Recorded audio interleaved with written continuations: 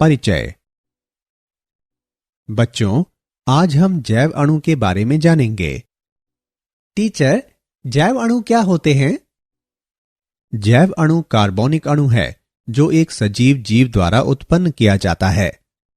Teacher, हमारे शरीर में उत्पन्न होने वाले अणु जैव अणु हैं? हाँ राम, क्या कोई मुझे जैव अणुओं के कुछ उदाहरण बता सकता है? टीचर, जैव अणु के अनेक उदाहरण हैं, जैसे कि प्रोटीन, पॉलीसेकेराइड्स, न्यूक्लिक अम्ल आदि। बहुत अच्छा श्वेता। इस पाठ में आप जंतुओं में पाए जाने वाले जैव अणुओं के बारे में जानेंगे।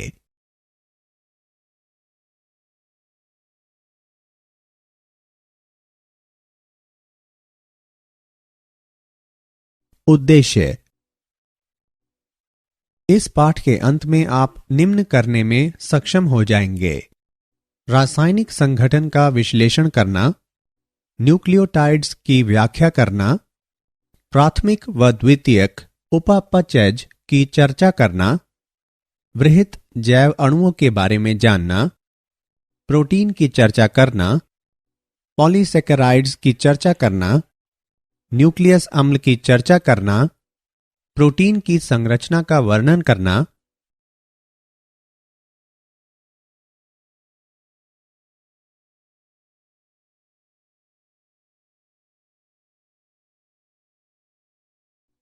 एक बहुलक में एककों को जोड़ने वाले बंधों की प्रकृति की चर्चा करना, शरीर अवयवों की गतिक अवस्था उपापाच्य की संकल्पना की चर्चा करना, जीव के उपापाचीय आधार की व्याख्या करना, जीव अवस्था की व्याख्या करना, एंजाइम का वर्णन करना।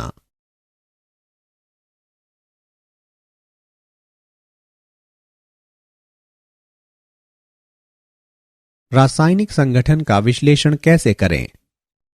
जैव अणु वे अणु हैं जो जीवों के पोषण और उपापाचीय प्रक्रियाओं में शामिल होते हैं। जीवों में उपस्थित अधिकतर रासायनिक यौगिकों में सदैव कार्बन और हाइड्रोजन होता है और इनके कार्बन परमाणु रेखित श्रृंखला, शाखित श्रृंखला या वलीय संरचनाएं बनाने के लिए सहसंयोजक रूप से बंधित होते हैं।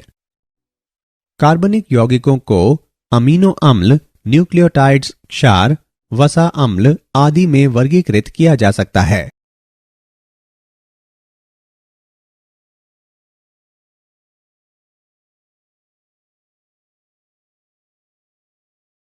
अमीनो अम्ल। अमीनो अम्ल प्रोटीन के रचक खंडों और उपापाच्य में मध्यवर्ती के रूप में कार्य करते हैं। अमीनो अम्ल वे अणु हैं जिनमें अमीनो समूह, एक कार्बोक्सिलिक अम्ल समूह, एक हाइड्रोजन और एक अभिलक्षणिक पार्श्व श्रृंखला होती है और सभी एक कार्बन परमाणु से जुड़े होते हैं। सबसे सामान्य अमीनो अम्ल अल्फा अमीनो अम्ल है। पार्श्व श्रृंखलाएं या आर समूह एक हाइड्रोजन परमाणु से लेकर बड़ी जटिल पार्श्व श्रृंखलाओं तक हो सकते हैं। प्रत्येक अमीनो अम्ल के अद्वितीय भौतिक और रासायनिक गुण आर समूह की संरचना और रासायनिक गुणों का परिणाम हैं। कार्बोक्सिल और अमीनो समूह की संख्या के आधार पर अम्लीय, क्षारीय और उदासीन अमीनो अम्ल होते हैं। ग्लूटामिक अम्ल अम्लीय अमीनो अम्ल है। लाइसिन क्षारीय अमीनो अम्ल है। वेलिन उदासीन अमीनो अम्ल है।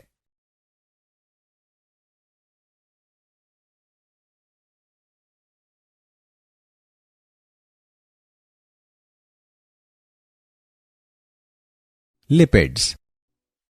लिपिड्स कार्बनिक अणु हैं जो जल में अघुलनशील होते हैं। लिपिड्स के 3 उदाहरण उदासीन वसाएं, फॉस्फोलिपिड्स और कोलेस्ट्रॉल। उदासीन वसाएं। 3 वसा अम्ल श्रृंखलाएं निर्जलीकरण संश्लेषण द्वारा एकल ग्लिसरॉल अणु से जुड़ी होती हैं।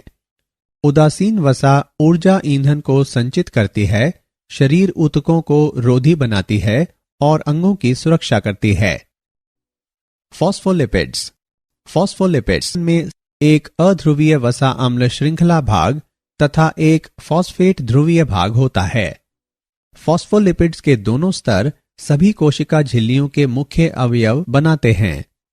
फॉस्फोलिपिड्स अणुओं के दोनों स्तर इस प्रकार स्वतः जुड़ते हैं कि उनके जलरागी शीर्ष झिल्ली की सतह और आंतरिक भाग बनाएं तथा जल विरागी पुच्छ एक दूसरे के सामने हों।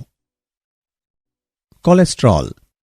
कोलेस्ट्रॉल अणु में 4 परस्पर संबंध कार्बन वलय होते हैं।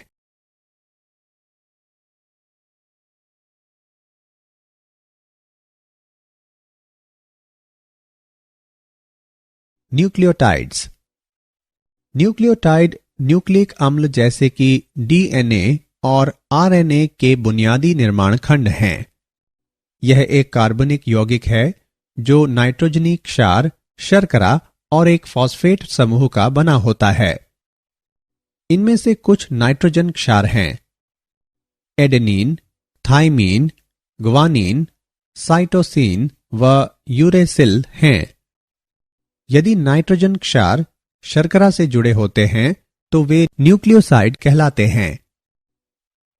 एडेनोसिन, ग्वानोसिन, थाइमिडिन, यूरिडिन व साइटिडिन न्यूक्लियोसाइड्स हैं। एडिनिलिक अम्ल, थाइमिडिलिक अम्ल, ग्वानिलिक अम्ल, यूरिडिलिक अम्ल और साइटिडिलिक अम्ल न्यूक्लियोटाइड्स हैं।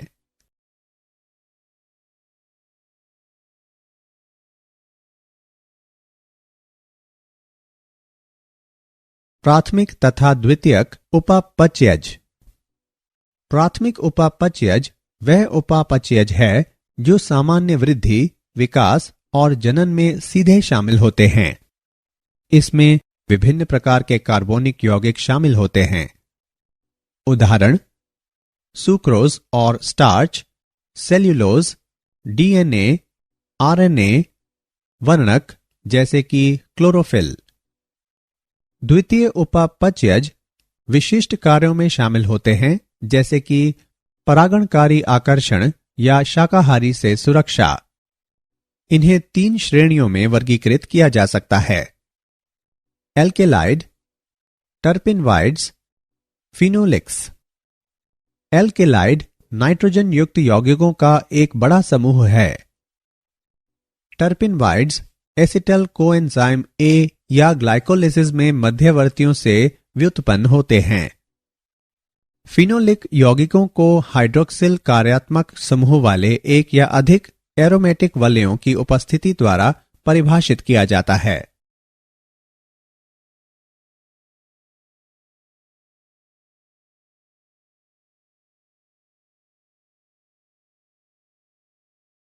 वृहत जैव अणु। यौगिक अम्ल घुलनशील भाग में पाए जाते हैं और जिनका अनुभार 18 से लगभग 800 डाल्टन के आसपास होता है। वृहत जैव अणु जो अम्ल विलीय अंश में पाए जाते हैं जैसे प्रोटीन, न्यूक्लियक अम्ल, पॉलीसैकेराइड्स और लिपिड्स। लिपिड्स के अतिरिक्त सभी वृहत जैव अणुओं का अणुभार 10,000 डाल्टन से अधिक होता है। इसका कारण है कि लिपिड्स के अतिरिक्त सभी बहुलक पदार्थ होते हैं। पॉलीसैकेराइड्स। पॉलीसैकेराइड्स मोनोसैकेराइड्स के बहुलक हैं। पॉलीसैकेराइड्स मोनोसैकेराइड्स के समबहुलक या विषम बहुलक हो सकते हैं। न्यूक्लियक अम्ल। न्यूक्लियक अम्ल न्यूक्लियोटाइड्स के बहुलक होते हैं। प्रोटीन। प्रोटीन अमीनो अम्ल के बहुलक हैं। प्रोटीन पॉलीपेप्टाइड्स होते हैं जहां अमीनो अम्ल एक रैखिक श्रृंखला के रूप में पेप्टाइड आबंध द्वारा जुड़े होते हैं। प्रोटीन के कार्य: कोशिका झिल्ली के आर पार पोषक पदार्थों का परिवहन, संक्रमण से लड़ना और हार्मोन एवं एंजाइम के रूप में कार्य करना।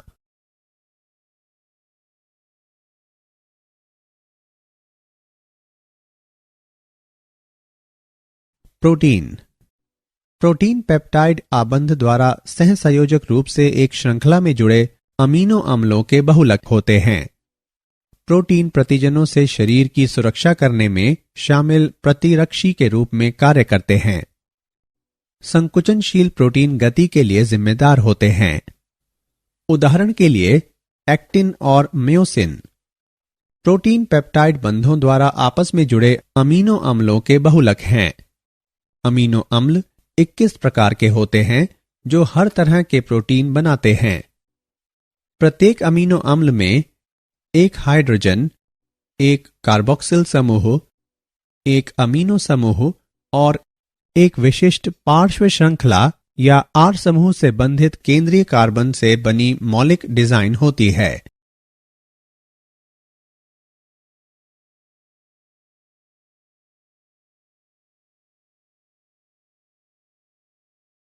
पॉलीसैकेराइड्स। पॉलीसैकेराइड्स जटिल कार्बोहाइड्रेट्स होते हैं। वे मोनोसैकेराइड्स की श्रृंखलाओं के बने होते हैं जो ग्लाइकोसिडिक बंधों द्वारा आपस में जुड़े होते हैं। सेल्यूलोज पादप कोशिका भित्ति का मुख्य अवयव है। यह प्रति श्रृंखला लगभग 10,000 ग्लूकोज इकाइयों वाला एक अशाखित बहुलक है। Chitin N acetyl D glucosamine का एक अशाखित बहुलक है। यह कवकों में पाया जाता है और ऑर्थोपॉड एवं निम्न जंतुओं के बाह्य कंकाल का मुख्य अवयव है, जैसे कीट, केकड़ा और श्रिम्प, चिराट के कवच। ग्लाइकोजन शाखन बिंदु प्रदान करने वाले अल्फा 1,6 ग्लाइकोसिडिक बंधों तथा अल्फा 1,4 ग्लाइकोसिडिक बंधों द्वारा जुड़ी ग्लूकोज इकाइयों का बना एक पॉलीसैकेराइड्स है।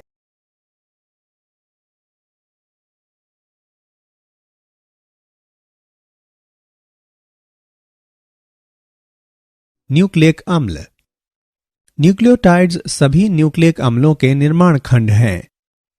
न्यूक्लियोटाइड्स में 3 सहसंयोजक रूप से आपस में जुड़े घटकों की बनी एक स्पष्ट संरचना होती है। नाइट्रोजन युक्त क्षार या एक पिरिमिडिन या प्यूरिन, 5 कार्बन शर्करा राइबोज या डीऑक्सीराइबोज, एक फॉस्फेट समूह। एक क्षार और शर्करा का संयोजन न्यूक्लियोसाइड कहलाता है।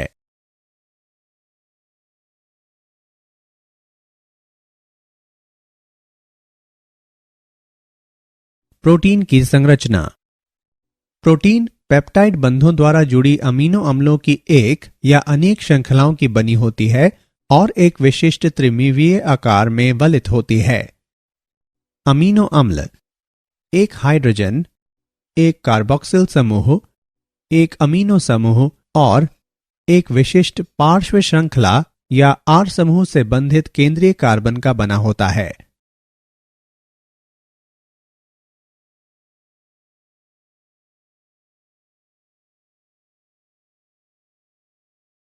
प्रोटीन संरचना के स्तर। प्राथमिक संरचना। प्रोटीन में अमीनो अम्लों का रैखिक व्यवस्थापन और सहसंयोजक अनुबंधों की स्थिति, जैसे कि अमीनो अम्लों के बीच में डाइसल्फाइड बंध। द्वितीयक संरचना। प्रोटीन के भीतर वलन का क्षेत्र, उदाहरण अल्फा हेलिक्स और चुन्नटदार परत सहित, जो हाइड्रोजन बंधन द्वारा स्थायीकृत होते हैं। तृतीयक संरचना। प्रोटीन की अंतिम त्रिविमीय संरचना, जो अमीनो अम्लों के बीच अनेक गैर सहसंयोजक अंतःक्रियाओं का परिणाम है। चतुष्क संरचना। गैर सहसंयोजक अंतःक्रियाएं जो बहु पॉलीपेप्टाइड्स को एकल बड़ी प्रोटीन में बांधता है। 2 अल्फा ग्लोबिन और 2 बीटा ग्लोबिन पॉलीप्रोटीन्स के संयोजन के कारण हीमोग्लोबिन में चतुष्क संरचना होती है।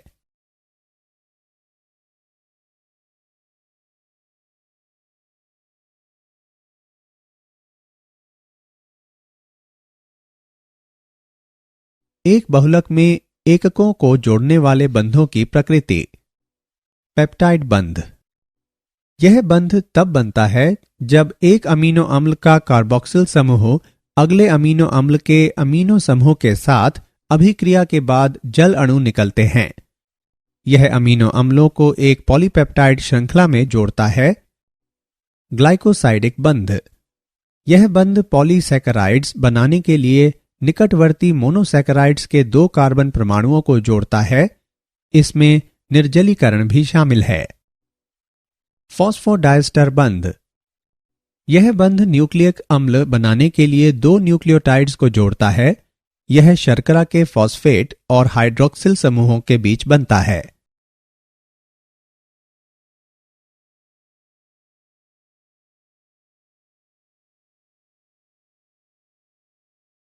शरीर अवयवों की गतिक अवस्था। उपापाच्य की संकल्पना।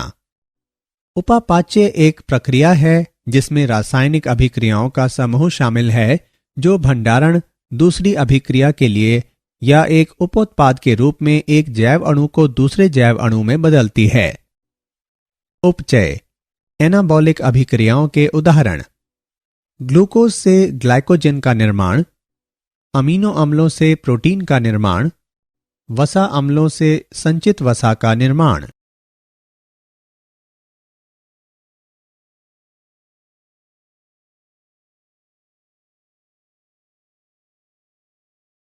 जीव का उपापाची आधार। जटिल अणुओं के सरल अणुओं में उपापाची विखंडन से ऊर्जा का मुक्त होना अपचयी अभिक्रिया है। अपचयी अभिक्रियाओं के उदाहरण: ग्लाइकोलिसिस, यह ग्लूकोज के निम्नीकरण द्वारा एडिनोसिन ट्राइफॉस्फेट के उत्पादन के लिए उत्तरदायी है। ग्लाइकोजिनोलिसिस, ग्लाइकोजन का जल अपघटन ऊर्जा उत्पादन के लिए पेशी कोशिकाओं तथा रुधिर शर्करा के स्तर को बनाए रखने के लिए यकृत कोशिकाओं में होता है।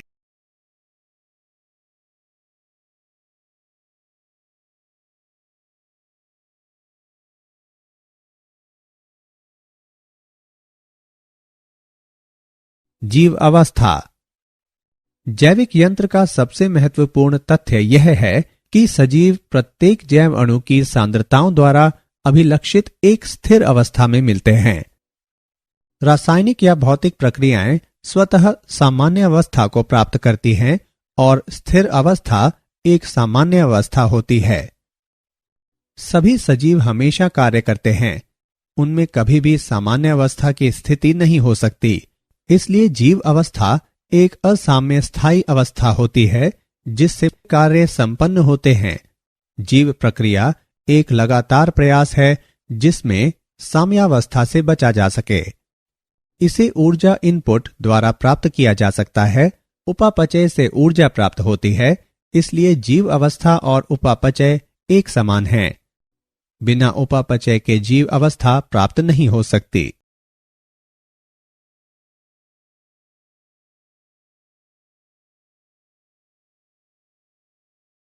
एंजाइम। एंजाइम एक पदार्थ है जो सजीवों द्वारा उत्पन्न किए जाते हैं। जैव रासायनिक अभिक्रिया संपन्न करने के लिए उत्प्रेरक के रूप में कार्य करता है। लगभग सभी एंजाइम प्रोटीन होते हैं। एंजाइमों में सभी प्रोटीनों जैसे प्राथमिक, द्वितीयक और तृतीयक संरचनाएं भी होती हैं। सक्रिय स्थल पर क्रियाधार व्यवस्थित होते हैं और अभिक्रिया को तेज गति से उत्प्रेरित करते हैं।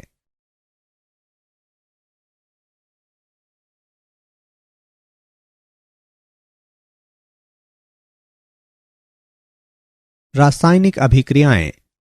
रासायनिक यौगिकों में दो तरह के परिवर्तन होते हैं। भौतिक परिवर्तन का अर्थ है बिना बंध के टूटे आकार में परिवर्तन, और रासायनिक परिवर्तन में बंधों का टूटना शामिल है। भौतिक और रासायनिक अभिक्रियाओं की दर प्रति इकाई समय में निर्मित उत्पाद की मात्रा के रूप में मापी जा सकती है। अभिक्रिया की दर डेल्टा पी बटे डेल्टा टी। तापमान अभिक्रिया की दर को सीधे प्रभावित करता है। प्रत्येक 10 डिग्री सेल्सियस तापक्रम के बढ़ने या घटने पर अभिक्रिया की दर क्रमशः द्विगुणित या आधी हो जाती है। परम तापमान में वृद्धि के कारण औसत गतिज ऊर्जा बढ़ जाती है और देहली ऊर्जा से अधिक ऊर्जा वाले अणुओं की संख्या भी बढ़ जाती है। इसलिए यह देखा गया है कि अभिक्रिया की दर तापमान में वृद्धि के साथ बढ़ जाती है। एक एंजाइम केवल एक विशिष्ट रासायनिक अभिक्रिया को उत्प्रेरित करता है। उदाहरण के लिए, माल्टोज शर्करा आपस में जुड़े दो ग्लूकोज अणुओं की बनी होती है। एंजाइम माल्टेज का आकार इस तरह का होता है कि यह बंध को तोड़ सके और 2 ग्लूकोज अणुओं को मुक्त कर सके।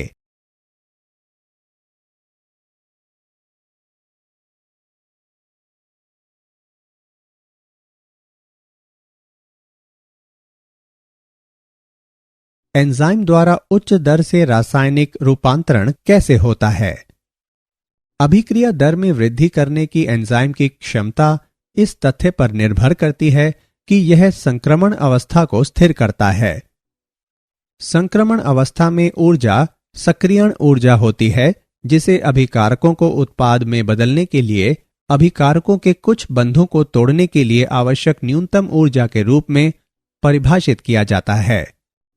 एंजाइम अपने सक्रिय स्थल को आकार देकर सक्रियण ऊर्जा घटा लेते हैं ताकि यह संक्रमण अवस्था में व्यवस्थित हो सके, चाहे यह क्रियाधार से बेहतर हो।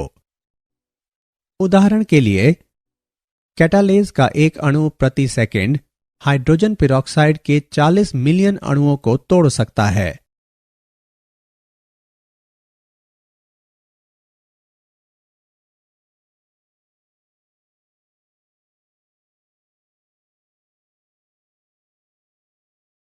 एंजाइम क्रिया की प्रकृति। एंजाइम क्रिया का उत्प्रेरक चक्र। क्रियाधार एंजाइम के सक्रिय स्थल से बंध जाता है। सक्रिय स्थल एंजाइम का विशिष्ट क्षेत्र है जो क्रियाधार के साथ जुड़ता है। एंजाइम क्रियाधार का आकार बदल देते हैं ताकि क्रियाधार अधिक मजबूती से व्यवस्थित हो सके। एंजाइम का सक्रिय स्थल क्रियाधार के बंध तोड़ देता है और नए एंजाइम उत्पाद जटिल का निर्माण होता है। एंजाइम उत्पाद अवमुक्त करता है और एंजाइम दूसरे अणुओं के साथ बंधने के लिए तैयार हो जाता है।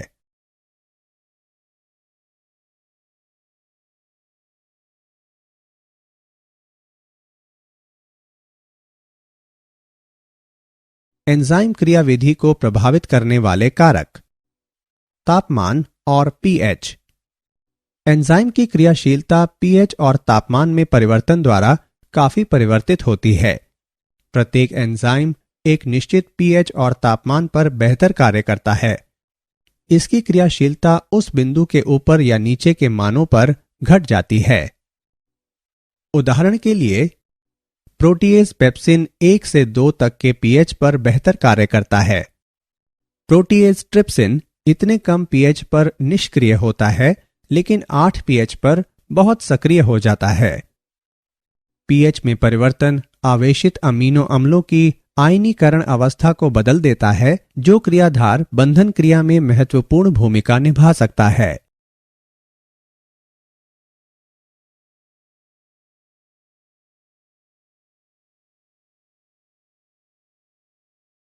क्रियाधार की सांद्रता। यदि एंजाइम की मात्रा को नियत रखा जाता है और क्रियाधार सांद्रता को धीरे धीरे बढ़ाया जाता है, तो सर्वोच्च गति प्राप्त करने तक अभिक्रिया वेग में वृद्धि होगी। उस बिंदु के बाद क्रियाधार सांद्रता में वृद्धि वेग में वृद्धि नहीं करेगी। सद्मक पदार्थ होते हैं जिससे एंजाइम की उत्प्रेरक क्रिया परिवर्तित हो जाती है और फलस्वरूप उत्प्रेरण मंद पड़ जाता है या बंद हो जाता है। प्रतिस्पर्धात्मक संदमन तब होता है जब क्रियाधार और क्रियाधार के समान पदार्थ दोनों को एंजाइम में मिलाया जाता है।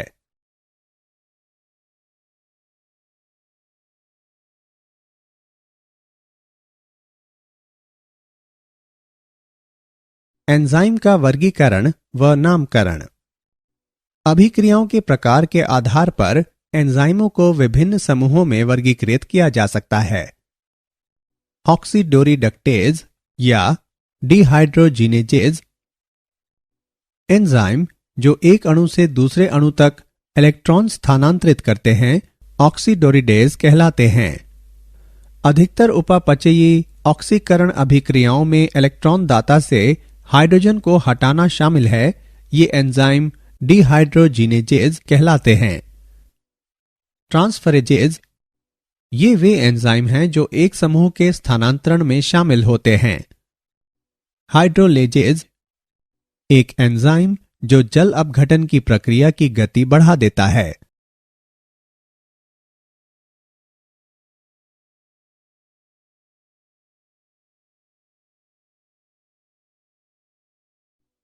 लाइजेज ये वे एंजाइम हैं जो जल अपघटन या ऑक्सीकरण के अतिरिक्त विधि द्वारा सीसी, CO और अन्य बंधों के विदलन को उत्प्रेरित करते हैं।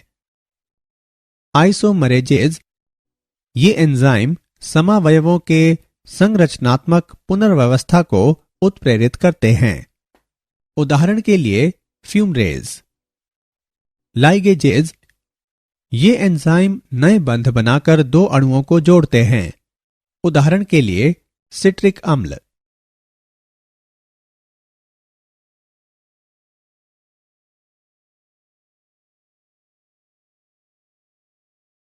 सहकारक सहकारकों को उन अणुओं के रूप में परिभाषित किया जाता है जो एंजाइमी अभिक्रियाओं के दौरान एंजाइम से कसकर बंधे होते हैं और अभिक्रिया में एक रूप से दूसरे रूप में बदल दिए जाते हैं। 3 प्रकार के सहकारक हैं: प्रोस्थेटिक समूह, सह एंजाइम और धातु आयन। प्रोस्थेटिक समूह दृढ़ता से बंधी गैर पॉलीपेप्टाइड संरचना जो एंजाइम की क्रियाशीलता के लिए आवश्यक है। उदाहरण के लिए हीमोग्लोबिन का हीम।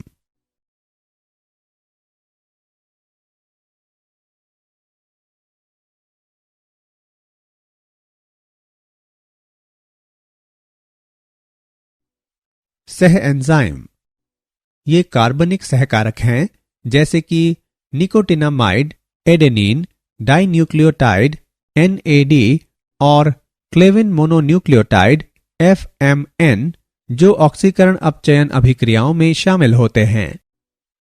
धातु आयन धातु आयन ऑक्सीकरण अपचयन अभिक्रियाओं में भाग लेते हैं और एंजाइमों में आवेश संकुलों को स्थिर करते हैं।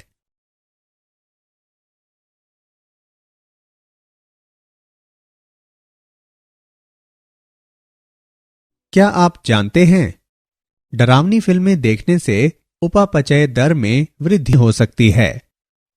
दालचीनी एक मसाला है जो आपकी उपापचयी दर में वृद्धि कर सकता है। यदि आप भोजन करना छोड़ देते हैं तो आपकी उपापचयी दर धीमी हो सकती है।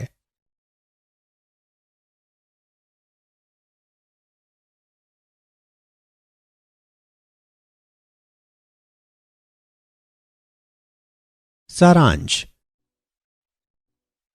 आइए हमने जो कुछ सीखा है उसे संक्षेप में दोहराएं। जैव अणु वे अणु हैं जो जीवों के पोषण और उपापचयी प्रक्रियाओं में शामिल होते हैं।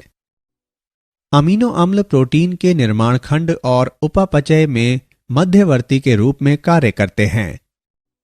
न्यूक्लियोटाइड न्यूक्लिक अम्ल के बुनियादी निर्माण खंड हैं जैसे कि DNA और RNA। पॉलीसैकेराइड्स मोनोसैकेराइड्स के बहुलक हैं। न्यूक्लियक अम्ल न्यूक्लियोटाइड्स के बहुलक हैं। प्रोटीन अमीनो अम्ल के बहुलक हैं। प्रोटीन के 4 स्तर प्राथमिक, द्वितीयक, तृतीयक, चतुष्क संरचना हैं।